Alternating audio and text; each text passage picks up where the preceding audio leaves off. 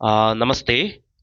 तो वैदिक व्याकरण आज 6 नंबर पार्ट रे आम डिस्कसन करवा आगु पूर्व 5टा पार्ट रे जते सब सूत्र रही से सब सूत्र गुड़ा ऑलरेडी डिस्कसन कर सारी।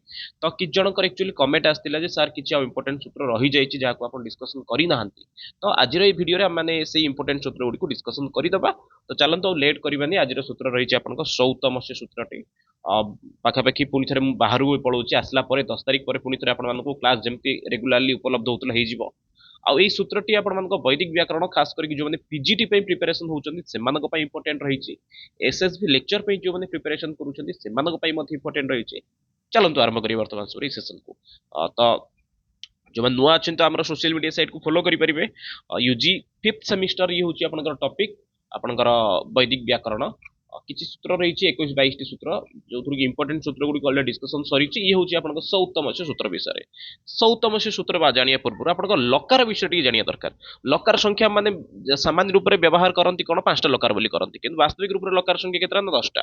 10टा कौन कौन से लट लंग लीट लुट लोट विधिलिंग एक्चुअली हूँ लिंग लकार। ठीक अच्छे लिंग लकार दी भाग भाग होची गोटे हूँ आसरलिंग विधिलिंग लुट रूट लुट लेट। तो ये जो लेट लकारटा अच्छी ये लेट लकारटा कौन व्यवहार होची वेदरे।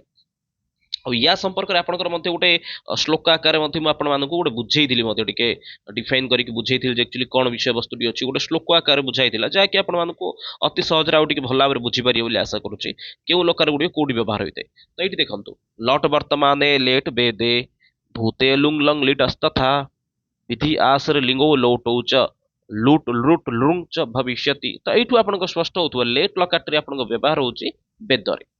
तो मन प्रश्न आसुव स भविष्यति सूत्र सहित ये लेट लकार आपंकर आवश्यकता कौट रहा।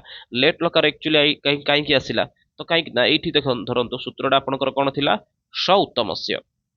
फास्ट सटा कौन जानतु स अर्थ आप मन को आसुव एक्चुअली स अर्थ हूँ स तौ ते तम तौ तान तेन ताभ्यम तैहि। तो कौन कौच सह अर्थ ये कौच सुप्रत्यंत सह। सर अर्थ ये हूँ सुप्रत्यंत स। ये जो स अर्थ ये क्या बुझाऊँ विसर्ग को किसी जिनस को मन रखु आगू देखा से जिन गुड़ा आई थिंक बुझीपारे समस्ते। लेट लकार व्यवहार आपंकर कौट हो वेदरे प्रथम विषय मन रखु। द्वितीय विषय थी आपंकर सह माने स विसर्गटा स जो आसला स उत्तम जो स आसला सी हूँ वास्तविक रूप से विसर्ग। तो कौन कौच ये लेट लकार कौटी हूँ विधि निमंत्रण आमंत्रण अधिष्ट संपन्न प्रार्थना इत्यादि क्षेत्र में विधिलिंग लकार विकल्प लिंग लकार स्थान रे विधिलिंग लकार स्थान रे वेदरे लेट लकार प्रयोग कराए। लेट लकार प्रयोग कौटी हूँ आराम से समस्त बुझीपारे। यार कौन कही यार व्याख्या कौन दे लेट इति वेति च वर्तते लेट संबंधी अर्थात जो लेट लकार प्रयोग होती उत्तम पुरुषस्य माने मन रखु उत्तम पुरुष माने पुरुष आम 3टा अच्छी प्रथम पुरुष मध्यम पुरुष उत्तम पुरुष। तो उत्तम पुरुषर सकारस्य तो प्रश्न ये आप मन आसु सकार माने कौन तो से सकार विषय मुझे स्पष्ट करेली। सकार अर्थ हूँ सुप प्रत्ययर स सकार स विसर्ग अर्थ हूँ केवल विसर्ग बोली भावतु पूरा सरल करदेली आपण स सकार अर्थ ये कौन बुझाऊँ ना से विसर्ग को बुझाऊँ विसर्ग से लोप भवती माने सरल रूप से कह गले लेट लकार जदि प्रयोग होची वेदरे क्यों स्थान रे ताहले सेठी आपणकर कौन हो नॉर्मली धातु रे सी कौन थी उत्तम पुरुष रे आपणकर विसर्ग आसुव किंतु वेदरे जदि सी प्रयोग हला कौन सी वाक्य जदि प्रयोग हला ताले सी विसर्गर लोप हो जेपरिक देखु कर बाम एक्चुअली ये हवा कथा कौन कर बाम हवा कथा किंतु कौन हो कर बाम न च भवती कर बाम जेहेतु ये कौटी आपर वेदरे प्रयोग होती कर बाम एक्चुअली धातु माने रूप से तार आसुची किंतु हो पारुनी। उदाहरण पे जदि कहूँ आपको ये था सरल आप तो लेट लकार के देखी थे पढ़ी नो जदि ये कुर्ब होता विसर्ग था कुर्म भी होता सेमान रूप से आपणकर कौन होता ये कुर्म भी होता कुर्म भी जदि होता ताहले मत ये विसर्गर कौन होता लोप हो जाता। आम पढ़ी ये करोमी कुर्बह कुर्मह लट लकार जदि लट लकार जदि स्थान माने कुर्बह कुर्मह ये 2टा रूप जदि ये आसता आपंकर कौटी ना लेट लकार जदि आसता यार मत कौन विसर्ग लोप हो जाता कौ सूत्र अनुसार ना सी हूँ आपंकर लेट स उत्तम से सूत्र अनुसार। ତ କଣ କହୁଛି ଏଠି କରବାବ ହଁ ବୋଲି ଆପଣଙ୍କର ହଉଛି ଏବଂ ଏଠି ଥିବା ସକାରର କଣ ହଉଛି ଲୋପ ହେଇଯାଉଛି କାହିଁକି ନା ସିଏ ହଉଛି ଆପଣ ସ ଉତ୍ତମ ସେ ସୂତ୍ର ଅନୁସାରେ। ଦ୍ୱିତୀୟରେ ପୁଣି ଥରେ ଏଠି ଟିକେ ଦେଇଛି ଉତ୍ତମ ଗ୍ରହଣମ ପୁରୁଷ ଅନ୍ତରେ ମା ଭୂତ। ପୁରୁଷ ଅର୍ଥ ହଉଛି ଏଠି ପୁରୁଷ ସ୍ତ୍ରୀକୁ ବୁଝୁନି ପୁରୁଷ ଅର୍ଥ ହଉଛି ଉତ୍ତମ ପ୍ରଥମ ମଧ୍ୟମ ଉତ୍ତମ।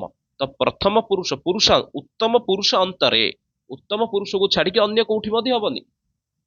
ଆଇ ଥିଙ୍କ ବୁଝିପାରୁଥିବେ ସମସ୍ତେ କେବଳ ଉତ୍ତମ ପୁରୁଷରେ କୋଉଠି ଆସୁଛି ଦୁଇ ବଚନରେ ବହୁ ବଚନରେ ଆସୁଛି ସେ ଦିଟା ଜାଗାରେ ହିଁ ଆପଣଙ୍କର କଣ ହବ ନା ବିସର୍ଗର ଲୋପ ହେଇଯିବ ବୋଲି କହୁଛି।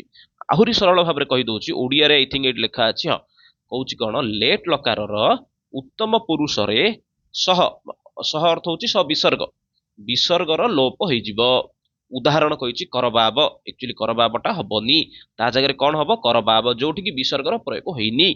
ସେଇପରି ଭାବରେ କରବାମ ହବନି ତା ଜାଗାରେ କଣ ହବ କରବାମ ହବ ଯୋଉଠିକି ବିସର୍ଗ ହେଇନି। ସେଇ ବିଷୟ ସେ ପୁନର୍ବାର କହୁଛି ଏଇ ଯୋଉ ଶେଷ ଧାରଟା ଏଇଠି ଦେଇଥିଲା କଣ ଲେଖିଥିଲା ଏଇଠି ନା ଉତ୍ତମ ଗ୍ରହଣମ ପୁରୁଷାନ୍ତରେ ମା ଭୂତ ସେ ତାହାକୁ ଏଇଠି କହିଦେଇଛି କଣ ଉତ୍ତମ ପୁରୁଷ ବ୍ୟତୀତ ଅନ୍ୟ ପୁରୁଷରେ ହୁଏ ନାହିଁ। ମାନେ ଧରନ୍ତୁ ଏଇ ଜିନିଷ ଯଦି ଆପଣଙ୍କର ଥାନ୍ତା ଅ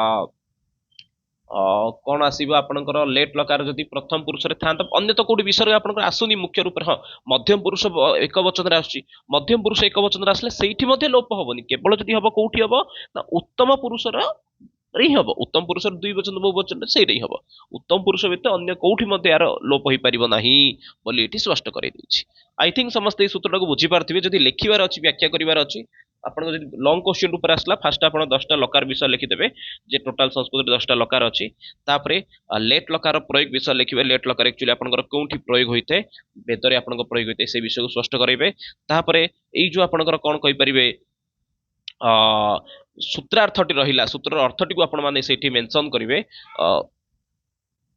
ସୂତ୍ରାର୍ଥକୁ ବ୍ୟବହାର କରିବେ ସୂତ୍ରାର୍ଥ ପରେ ଇଏ ହଉଛି ଆପଣଙ୍କର ଉଦାହରଣ କରବାମ ଇଏ ହଉଛି ଆପଣଙ୍କ ଉଦାହରଣକୁ ଲେଖିବେ ଉଦାହରଣରେ କଣ ହେଲା ସେଇ ବିଷୟକୁ ଏଇଠି ଆପଣ ସରଳ ଭାଷାରେ ଯେମିତି ମୁଁ ଓଡିଆରେ ବୁଝେଇଛି ସେମିତି ଆପଣ ବୁଝେଇକି ଆରାମସେ ଲେଖିପାରିବେ। ପୁଣି ଥରେ ସୂତ୍ରଟିକୁ କହିଦଉଛି ସ ଉତ୍ତମ ସେ ସୂତ୍ରରେ କୁହାଯାଇଛି ଯେ ଲେଟ୍ ଲକାରରେ ଉତ୍ତମ ପୁରୁଷରେ ସକାରର ଲୋପ ହୋଇଥାଏ ସକାର ଅର୍ଥ ହଉଛି ବିସର୍ଗର ଲୋପ ହୋଇଥାଏ। ଉଦାହରଣ କରବାବ ହୋଇନଥାଏ ବରଂ ସେଠି ହୋଇଥାଏ କରବାବ ସେଭଳି କରବାମ ହୋଇନଥାଏ ହୋଇଥାଏ ସେଠି କରବାମ ଏବଂ ଶେଷରେ କହିଛି ଉତ୍ତମ ପୁରୁଷ ବ୍ୟତୀତ ଅନ୍ୟ କୌଣସି ପୁରୁଷରେ ଏହି ପରିବର୍ତ୍ତନ ଦେଖାଯାଏ ନାହିଁ। ଆଇ ଥିଙ୍କ ସମସ୍ତେ ଏଇ ସୂତ୍ରଟିକୁ ଭଲ ଭାବରେ ବୁଝିପାରୁଥିବେ। ପୁଣି ମିଶିବା ନେକ୍ସଟ ଭିଡିଓରେ କିଛି ନୂଆ ଜିନିଷକୁ ନେଇକି ସେ ପର୍ଯ୍ୟନ୍ତ ରହୁଛି ସମସ୍ତଙ୍କୁ ବହୁତ ବହୁତ ଧନ୍ୟବାଦ।